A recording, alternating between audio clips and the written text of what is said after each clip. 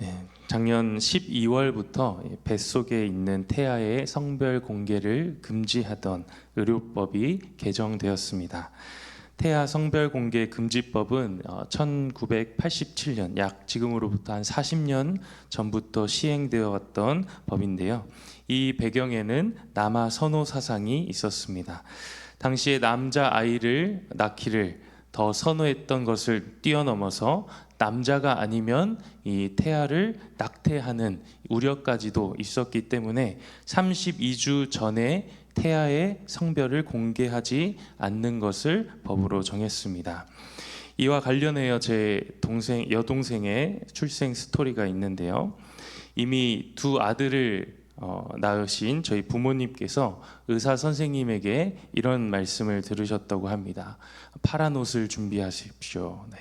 당연히 부모님은 셋째도 아들인 줄 알고 그렇게 생각을 하고 계셨는데, 출산 당일에 공교롭게도 이날 병원에 태어났던 모든 아기들이 딸이었다고 합니다.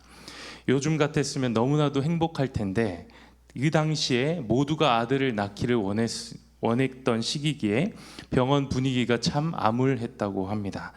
그런데 딱 한 명 입이 귀에 걸리고 싱글벙글 웃고 계신 분이 계셨죠. 저희 아버지였습니다. 그래서 간호사 선생님이 물어보셨다고 합니다. 왜 다른 분들은 딸이라고 하면 이렇게 힘들어 하시는데 왜 아버님만 이렇게 좋아하시냐? 네, 그렇게 물으셨다는 이야기가 있습니다. 옛날에는 특별히 이 고대 사회에서는 남성 중심의 사회가 구성되었습니다. 민수기 말씀만 봐도 1차 인구조사, 2차 인구조사 모두 20세 이상 남성을 조사했습니다. 어린아이와 여성들은 숫자에서 배제되었습니다. 당시의 여성은 사회적으로 보호받지 못하는 시대였습니다. 남자 없는 집은 먹고 살 수 없었던 어려운 시대였습니다.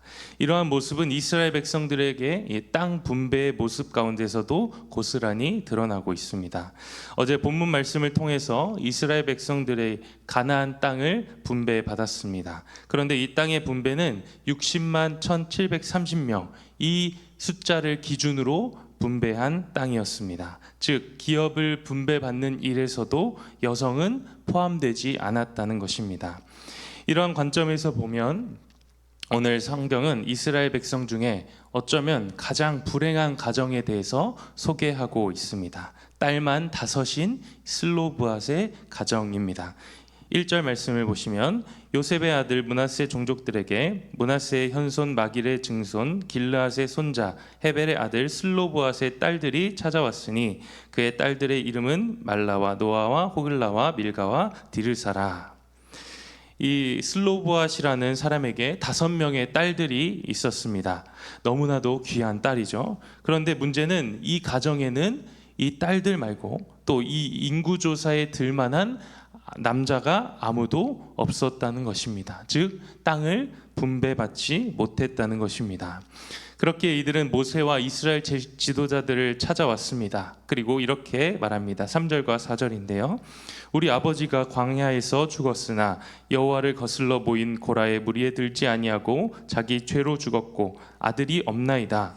어찌하여 아들이 없다고 우리 아버지의 이름이 그의 종족 중에서 삭제되리이까? 우리 아버지의 형제 중에서 우리에게 기업을 주소서 하매.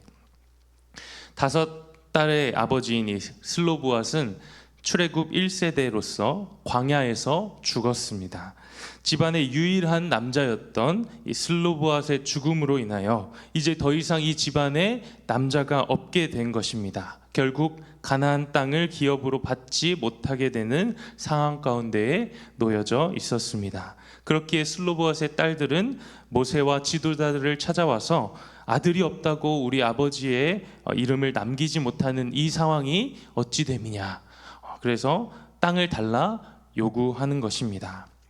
당시의 문화와 시대적인 배경을 생각해 봤을 때 이 딸들의 요구는 말도 안 되는 요구였습니다. 여성을 수로 세지 않던 시기이기에 여성에게 기업을 주는 것은 당연히 안 되는 일이었습니다. 이것을 듣는 모든 사람들이 아마 어이없어 했을 것입니다. 어쩌면 콧방귀 끼며 분노하는 이들도 있었을 것입니다. 그러나 모세는 오늘 어떻게 합니까? 5절 말씀 함께 읽겠습니다. 모세가 그 사연을 여호와께 아뢰니라. 아멘. 모세는 이 사연을, 이들의 말을 하나님께 아뢰었다 말합니다. 모세는 문화와 통념을 뒤로 한 채 하나님께 기도했습니다. 이 문제를 하나님 앞으로 가지고 나아왔다는 것입니다. 시대적으로, 문화적으로 당연한 판결을 내릴 수밖에 없는 이 상황 가운데서 모세는 자신의 생각과 경험을 의지한 것이 아니라 하나님의 뜻을 구함으로 나아갔다는 것입니다. 그렇다면 어떻게 모세가 이러한 결정을 할 수 있었을까요? 그것은 모세는 이스라엘 백성들이 자신의 백성이 아닌 하나님의 백성이라는 사실을 기억했기 때문입니다. 민수기 12장 3절에 이렇게 말씀합니다. 이 사람 모세는 온유함이 지면의 모든 사람보다 더하더라. 하나님께서 모세의 온유함에 대해서 칭찬하십니다. 모세의 겸손함이 이 세상 모든 사람들보다 뛰어났다 말씀합니다. 즉 모세는 이스라엘 백성을 자신의 것이 아닌, 자신이 다스리는 백성이 아닌 하나님의 백성으로 인정하며 살아갔다는 것입니다. 그렇기에 이 백성 가운데 있는 이 사소한 문제, 아무리 이 시대를 넘지 못하는 이 문제일지라도 모든 판단을 하나님 앞에 맡겼다는 것입니다. 우리의 인생도 마찬가지입니다.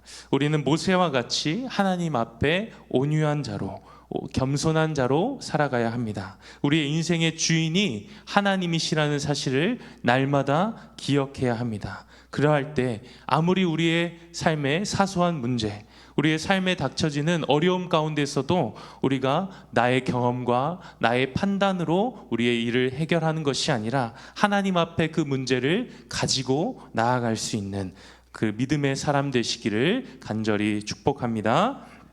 계속해서 6절과 7절 말씀을 보시면 하나님께서 모세에게 이렇게 말씀하시는데요. 여호와께서 모세에게 말씀하여 이르시되 슬로브앗의 딸들의 말이 옳으니 너는 반드시 그들의 아버지의 형제 중에서 그들에게 기업을 주어 받게 하되 그들의 아버지의 기업을 그들에게 돌릴지니라. 아멘. 하나님께서 슬로브앗의 딸들의 요구를 그대로 들어주십니다. 그리고 이스라엘 백성들에게 새로운 법을 주시고 계십니다. 8절 말씀 보시면 너는 이스라엘 자손에게 말하여 이르기를 사람이 죽고 아들이 없으면 그의 기업을 그의 딸에게 돌릴 것이다 말합니다. 아들이 없는 가정에 이 딸이 기업을 이을 수 있도록 하나님께서 허락해 주셨습니다. 이것은 당시 정말 파격적인 일이었습니다. 상상도 하지 못할 일이었습니다. 이제 슬로브앗의 딸들은 아버지의 기업을 이을 수 있게 된 것입니다. 뿐만 아니라 하나님께서는 이후에 기업을 잇지 못하는 상황 가운데 있는 그 가정 가운데 가까운 친족까지도 그들의 기업을 이을 수 있도록 법을 만들어 주셨습니다. 오늘 이 법은 하나님께서 약하고 소외된 자들을 버리시지 않는 하나님의 마음이 담겨져 있는 법입니다. 그렇다면 슬로브앗의 딸들의 이야기를 통하여서 하나님께서 오늘 우리에게 주시고자 하는 말씀은 무엇일까요? 하나님께서는 오늘 우리에게 슬로브앗의 딸들과 같이 거룩한 열정을 갖기를 원하십니다. 슬로브앗의 딸들에게는 하나님을 향한 거룩한 열정이 있었습니다. 첫 번째는 하나님의 말씀에 대한 열정이었습니다. 슬로브앗의 딸들이 모세와 지도자들을 당당하게 찾아온 이 시기는 이스라엘 백성들이 아직 가나안 땅에 들어가기 전의 일이었습니다. 아직 그들은 광야에 있었고 아직 저 땅을 분배받긴 했지만 차지하기 전의 일이었다는 것입니다. 이 말은 무엇이냐? 슬로브앗의 딸들에게는 하나님께서 이 가나안 땅을 그들에게 주실 것이라는 확신, 그 믿음이 있었다는 것입니다. 출애굽 1세대는 이 믿음이 없어서 광야에서 죽었습니다. 가나안 정탐 이후에 왜 우리를 이곳에 죽게 하였느냐? 하나님께 원망합니다. 자신들을 메뚜기와 같이 여기며 적과 꿀이 흐르는 땅으로 인도해 주시겠다는 하나님의 말씀을 잊어버리고 하나님의 말씀을 믿지 못하고 그들은 죽었습니다. 그러나 이 슬로보앗의 딸들은 하나님에 대한 말씀에 대한 열정이 있었다는 것입니다. 여호수아와 갈렙과 같은 믿음이 그들에게 있었다는 것입니다. 그렇게 아직 가나안 땅에 들어가기 전이었지만 이미 그들은 그 땅을 받은 것처럼, 이미 그 땅이 자신들의 땅인 것처럼 그 기업을 요구하고 있었다는 것입니다. 오늘 우리에게도 슬로보앗의 딸들과 같은 이 말씀에 대한 열정이 있기를 원합니다. 하나님의 말씀을 확실히 믿고 그 말씀을 따라 기도하며 그 말씀을 따라 간구하는 우리의 삶이 되기를 소망합니다. 예수님께서 이렇게 말씀하십니다. 마가복음 11장 24절 말씀 우리 같이 읽겠습니다. 그러므로 내가 너희에게 말하노니 무엇이든지 기도하고 구하는 것은 받은 줄로 믿으라. 그리하면 너희에게 그대로 되리라. 아멘. 하나님께서 오늘 우리의 모든 기도와 간구를 들으십니다. 그리고 응답하십니다. 하나님께서는 그의 자녀를 결코 홀로 내버려 두지 않겠다 말씀하십니다. 오늘 힘겹고 어려운 삶을 만난다 하더라도 그 믿음으로 승리하며 하나님의 말씀을 붙들고 살아가는 우리의 삶이 되기를 소망합니다. 두 번째로 슬로보앗의 딸들에게는 하나님의 축복에 대한 열정이 있었습니다. 슬로보앗의 딸들에게 기업을 받지 못하게 되는 이 일은 단순히 그 땅을 받지 못하는 일을 넘어서서 자신들의 아버지의 이름이 사라지는 일이었습니다. 모든 이스라엘 백성들이 하나님의 약속의 땅에서 축복을 누리고 있는 그 상황 가운데 온전히 그 축복을 누리지 못하게 되는 상황 가운데 놓여져 있었다는 것입니다. 우리는 축복이라고 말할 때 보통은 물질적인 축복을 가장 먼저 떠오르게 됩니다. 그래서인지 축복을 우리가 갈망한다 말할 때 그것을 기복신앙이라고 치부하는 경우도 있습니다. 그러나 하나님의 축복은 물질적인 축복만을 이야기하는 것이 아닙니다. 하나님께서 축복하시는 것은 우리 가운데 우리의 삶에 하나님의 성령의 역사가 가득히 일어나는 것을 의미하기도 합니다. 성경에는 하나님의 축복을 갈망했던 사람이 나옵니다. 열왕기하 2장 9절 말씀을 보시면 엘리야와 엘리사의 이야기가 나오는데요. 건너매 엘리야가 엘리사에게 이르되 나를 내게서 데려감을 당하기 전에 내가 내게 어떻게 할지를 구하라. 엘리사가 이르되 당신의 성령이 하시는 역사가 갑절이나 내게 있게 하소서 하는지라. 이 말씀을 엘리야가 이제 승천하기 전에 엘리사에게 물어봅니다.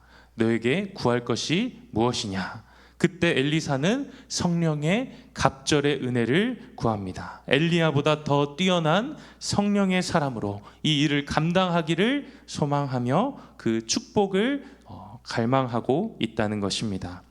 오늘 우리가 구해야 할 하나님의 축복이 바로 이러한 모습입니다. 성령의 갑절의 은혜.